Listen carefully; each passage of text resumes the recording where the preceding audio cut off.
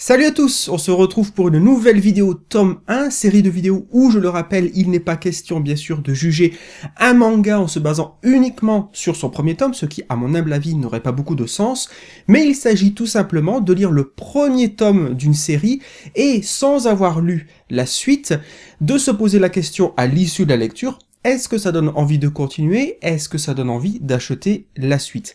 Et aujourd'hui, on va s'intéresser à un manga de l'un de mes auteurs favoris, Kazuo Umezu, ou Kazuo Umez pour les puristes, avec Je suis Shingo.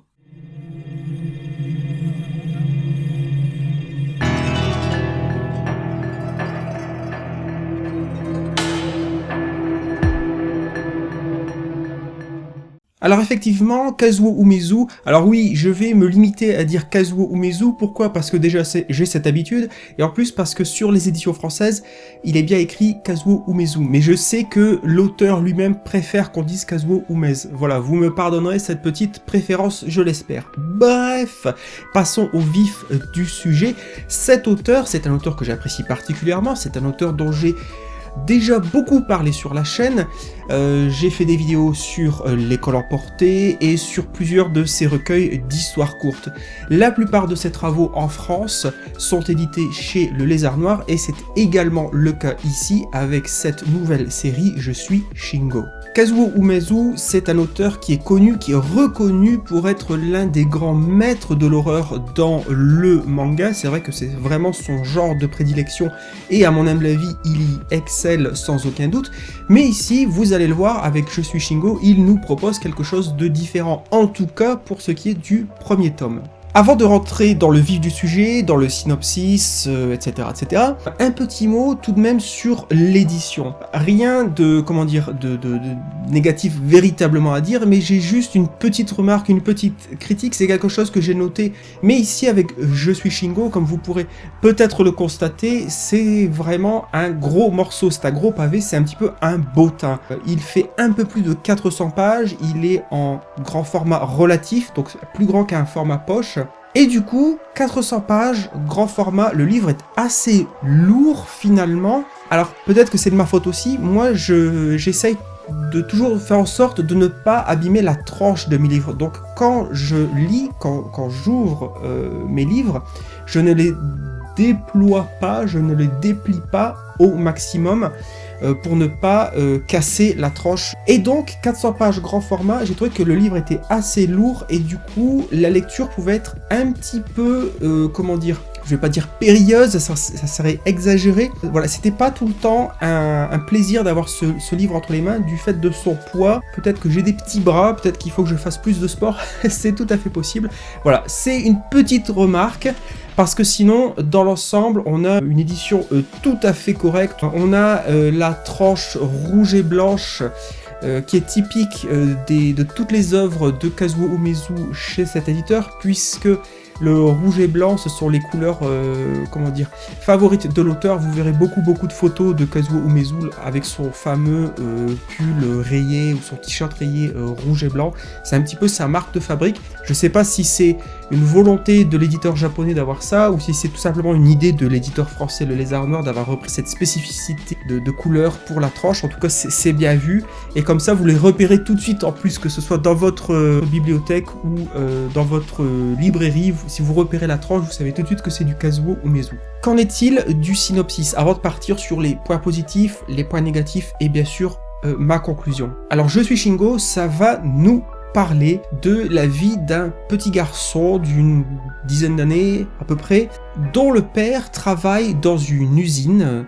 Et dans cette usine, un jour, ils vont recevoir 2 robots industriels, donc simplement des bras mécaniques, qui vont permettre d'assembler des pièces de moteur, des pièces de machines agricoles, etc., de manière beaucoup plus efficace, beaucoup plus rapide que si c'était des humains qui s'en occupaient. Et lorsque le père, un jour, rentre à la maison et raconte ça à la table du dîner, oui, nous allons recevoir un robot à l'usine, eh bien, le petit garçon de la famille, son imagination explose, et évidemment, dès qu'il entend le mot robot, lui, il pense à Goldorak, il pense à Gundam, il pense à Mazinger, etc., etc. Il s'imagine donc un robot géant qui tire des missiles, qui va combattre des aliens, des monstres, qui va se battre contre Godzilla, que sais-je encore. Et donc ce petit garçon devient obsédé avec cette idée de robot, et quelque temps après, il va avoir l'occasion de se rendre à l'usine de son père au cours d'une excursion scolaire dont le but est justement d'aller voir ces robots. Et là, c'est l'immense déception puisqu'il se rend compte que, eh bien, derrière ce terme robot, il s'agit simplement d'un bras mécanique qui est là pour assembler des pièces détachées. Mais passé cette déception, en réalité, il va vite comprendre qu'il est possible d'apprendre à ce bras mécanique, à ce robot, de nouvelles choses à l'aide d'un langage informatique et donc d'un ordinateur. Dans le même temps, il va faire la rencontre d'une jeune fille, enfin d'une petite fille, d'une écolière d'une autre école. Il va se lier d'amitié avec elle et tous deux vont être passionnés par ce robot et surtout par la possibilité de lui apprendre de nouvelles choses. De plus en plus, ils vont donc se rendre en cachette à l'usine de son père et ils vont tenter d'éduquer, d'apprendre à ce robot de plus en plus de choses, aussi bien la météo, leur visage, l'histoire de leur famille, et j'en passe. Et donc, plus le temps passe, plus ce robot industriel apprend de plus en plus de choses, et progressivement, l'auteur nous laisse deviner que ce robot pourrait devenir conscient, pourrait avoir conscience de sa propre existence, et se développer, grandir bien au-delà de ce qu'il est à la base. Vous l'aurez compris, ici on n'est donc pas dans l'horreur, qui est le genre de prédilection de l'auteur, mais on tend beaucoup plus vers de la science-fiction, quoique au fil de ce tome se dessine tout de même une ombre par rapport à l'évolution de ce robot et à la question qui commence à émerger, que va-t-il devenir ? Ce qui m'amène d'ailleurs à mes points positifs, évidemment c'est complètement subjectif, mais mes points positifs par rapport à ce premier tome. Tout d'abord, je dirais qu'on reconnaît bien là la patte de l'auteur, la patte scénaristique et les idées qu'il nous propose. En effet, de quelque chose d'aussi simple, d'aussi banal que une visite dans une usine par un groupe scolaire, il va progressivement nous entraîner vers des idées beaucoup plus grandes, voire même des choses philosophiques, c'est-à-dire eh bien l'apprentissage d'une machine pour des choses envers lesquelles elle n'était pas préparée, programmée,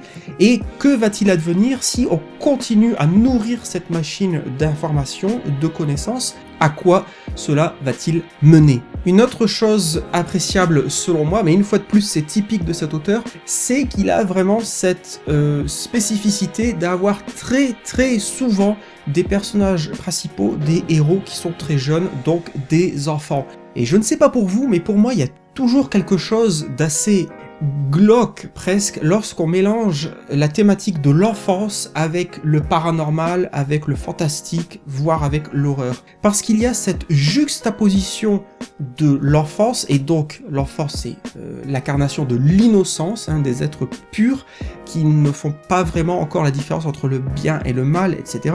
Et puis tout cet aspect sombre, cet aspect fantastique. Et c'est vraiment deux univers normalement qui ne sont pas faits pour se rencontrer. Normalement, les enfants, on les protège des monstres, on les protège de leurs cauchemars. Ici, une fois de plus, l'auteur force ces deux univers à se rencontrer, et il y a quelque chose de glauque, de malsain, mais également, et surtout pour nous en tant que lecteurs, je trouve de vraiment fascinant. On sent vraiment qu'on est à la croisée des chemins de deux univers, de deux mondes qui ne devraient pas se rencontrer, et pourtant là, ils sont forcés de le faire. Autre point positif selon moi, c'est que derrière cette histoire a priori relativement simple, en fait, comme je le disais un petit peu précédemment, je trouve qu'il y a quelque chose de beaucoup plus profond, et également ça nous montre à quel point l'auteur était vraiment presque précurseur, en tout cas clairvoyant. En effet, Je suis Shingo est un manga qui a été prépublié au Japon en 1982. 1982, j'avais 2 ans, c'était presque il y a 40 ans. Et ici, dans Je suis Shingo, l'auteur met en scène et nous parle d'une machine qui pourrait accéder à la conscience de soi. Donc 1982, gardez ça à l'esprit, on est bien avant Internet, on est bien avant les ordinateurs dans tous les foyers, on est bien avant les smartphones, on est bien avant Matrix, etc. etc. Donc bien sûr, il y avait d'autres auteurs avant Kazuo Umezu qui parlaient déjà de tout ça, mais moi ça me fait beaucoup penser au cyberpunk, ça me fait beaucoup penser à William Gibson et son neuromancien, également d'autres auteurs comme Bruce Sterling et son Mozart en verre miroir, etc. Donc toute cette vague d'auteurs des années, fin des années 70, début 80, qui avaient vraiment une vision par rapport à l'avenir, par rapport au développement des machines, par rapport à la place que les machines allaient prendre progressivement dans notre vie, par rapport à la question du lien entre les hommes et les machines, puisque c'est vraiment ici, finalement, ce qui est mis en lumière, c'est le lien entre des enfants, les humains évidemment, et une machine. Il y a une fascination des enfants par rapport à ce robot, par rapport à cette machine. Ils ont cette, cette pulsion, ce jeu, c'est un jeu pour eux d'apprendre de plus en plus de choses à cette machine. Ils n'ont pas un plan, ils se disent pas ouais, on va lui apprendre des nouvelles choses pour conquérir le monde ou je sais pas quoi. Non, à aucun moment, c'est pour eux, c'est un jeu. Voilà, ils se lient d'amitié tous les deux, ce petit garçon, cette petite fille, et ils s'amusent à éduquer cette machine, à lui apprendre de plus en plus de choses. Et donc il y a ce lien de plus en plus fort qui s'établit entre eux, et évidemment, on est de plus en plus attiré par cette histoire à se demander mais qu'est-ce qui va se passer? Est-ce qu'à un moment, ça va dérailler et la machine va tomber un petit peu peut-être du côté obscur? On ne sait pas. Maintenant, pour ce qui est des aspects entre guillemets négatifs, mais j'hésite sur le terme vraiment négatif, et c'est pour ça que je le mets entre guillemets, et vous allez comprendre pourquoi. En effet, comme je l'ai dit précédemment, ce manga a été prépublié en 1982, donc il y a presque 40 ans. Et donc c'est vrai que pour un lecteur d'aujourd'hui, un lecteur de 2019, c'est vrai qu'il y a certaines choses dans ce manga, mais en général dans les mangas de Kazuo Umezu, qui peuvent déranger, voire qui peuvent choquer. Je parle par exemple de la représentation des genres, donc homme, femme, de la place de la femme, du rôle du père, du comportement des enfants entre eux. Par exemple, le personnage principal, enfin en tout cas un des deux personnages principaux, le petit garçon, honnêtement c'est un petit peu une tête à claque. Il fait ce qu'il veut, il n'écoute pas sa mère, il ne respecte pas sa mère. La mère de famille, c'est vraiment l'image d'Épinal de la femme au foyer qui ne travaille pas, qui se laisse rabrouer en permanence par son mari et par son fils. Les petites filles dépeintes ici dans ce manga, ce sont les petites filles parfaites avec des couettes dans les cheveux. Voilà, les gros clichés, les gros stéréotypes, le genre de choses qui, à mon avis, ne passeraient plus du tout aujourd'hui. Je pense que si vous vous écriviez ce genre d'histoire aujourd'hui avec des personnages comme ça, aussi stéréotypés, aussi clichés, vous vous feriez incendier très rapidement, à mon humble avis, sur les réseaux sociaux. Mais voilà pourquoi j'avais mis le terme négatif entre guillemets, c'est parce qu'il faut garder à l'esprit que c'est une histoire qui a été écrite il y a presque 40 ans. En 40 ans, évidemment, les choses ont beaucoup changé dans la société japonaise et en général, et donc je trouve qu'il serait assez injuste en fait d'attaquer le manga sur cet élément-là au travers des yeux d'un lecteur actuel. Un autre, toujours point négatif, mais pareil je mets négatif avec entre de grosses guillemets, c'est l'aspect visuel. Une fois de plus, 1982, 2019.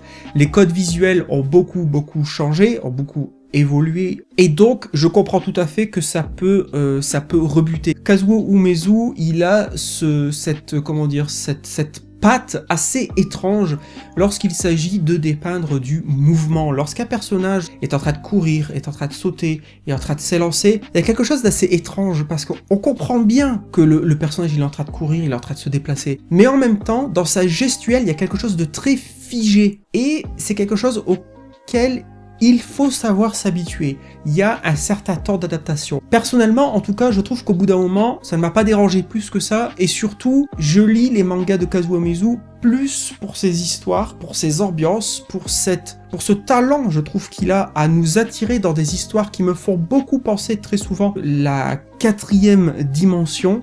It is a dimension as vast as space and as timeless as infinity. It is the middle ground between light and shadow, between science and superstition, and it lies between the pit of man's fears and the summit of his knowledge. This is the dimension of imagination. It is an area which we call the Twilight Zone. Eh bien pour moi, Kazuo Umezu, c'est ça. C'est savoir nous raconter des histoires typiques de la 4ème dimension, mais en manga. Donc cet aspect vieillot, visuel, cet aspect figé du mouvement, ça ne me dérange pas plus que ça. Mais je tiens à vous en parler tout de même, à le mettre en lumière, parce que je comprends que ça peut rebuter. Quelle est ma conclusion? Est-ce que ça donne envie d'acheter la suite? Est-ce que ça donne envie de lire la suite? Eh bien, pour moi, c'est un oui. Alors, je dirais pas que c'est un oui, festif, explosif, parce que j'avoue que au début, il faut rentrer dedans, il faut s'habituer au style visuel passé, vieillot, il faut s'habituer à avoir des personnages comme ça qui aujourd'hui font très cliché, très image d'Épinal, mais l'auteur vraiment arrive à nous attirer dans son histoire, avec cette fascination que les enfants ont pour ce robot, et comme je le disais précédemment, ce mélange du monde de l'innocence avec le monde technologique. Donc si vous aimez les thèmes de la science-fiction, du fantastique, le thème du lien entre l'homme et la machine, si vous vous intéressez au cyberpunk, eh bien je ne peux que vous encourager à donner sa chance, en tout cas au premier tome de Je suis Shingo. Et bien voilà, c'était tout pour moi pour cette fois. J'espère que cette petite chronique vous aura plu, vous aura donné envie éventuellement de tenter l'aventure. Vous pourrez trouver des liens dans la description de la vidéo pour Amazon et pour la Fnac si vous avez l'habitude d'acheter vos livres sur ces deux plateformes. Et si vous passez par ces plateformes, eh bien c'est un petit bonus pour moi. Mais bien sûr, je le rappelle comme toujours, aucune obligation, c'est vous qui voyez. Un grand merci à vous d'avoir été présent pour cette vidéo, j'espère que ça vous aura plu, j'espère que vous allez bien surtout, j'espère comme d'habitude que vous avez la santé, car ne l'oubliez pas, c'est le plus important. Un grand merci une fois de plus, et puis je vous dis à très bientôt pour une nouvelle vidéo sur Oreo Manga bien sûr. Ciao.